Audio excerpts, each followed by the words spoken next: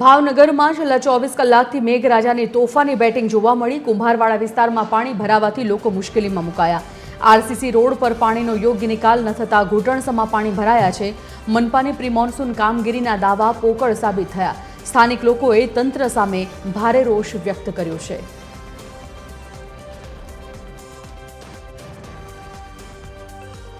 હવામાન વિભાગ દ્વારા જે વરસાદની આગાહી આપવામાં આવી છે, જેને લઈને ભાવનગર શહેર જિલ્લામાં છે તે અનરાધાર વરસાદ પડ્યો છે। ખાસ વાત કરીએ તો ગત 24 કલાકમાં ભાવનગર શહેરમાં આશરે 3 થી 4 ઇંચ જેટલો વરસાદ પડ્યો છે। ત્યારે આપ જોઈ રહ્યા છો જે દ્રશ્યો છે તે ભાવનગર શહેરના કુંભારવાડા વિસ્તારના દ્રશ્યો છે। કુંભારવાડા શીતળા માતાજીના મંદિર પાસે જે વિસ્તાર કહેવાય છે તે વિસ્તારમાં વરસાદી પાણીને લઈને લોકોના ઘર સુધી આજે પાણી છે તે પહોંચ્યા છે। ખાસ વાત કરીએ તો મહાનગરપાલિકા દ્વારા પ્રી મોન્સૂન કામગીરીના નામે મોટા દાવાઓ કરવામાં આવી રહ્યા છે, પરંતુ જે પ્રકારે આપ દ્રશ્યો જોઈ રહ્યા છો, લોકો છે તે વરસાદી પાણીથી હેરાન પરેશાન થઈ ચૂક્યા છે।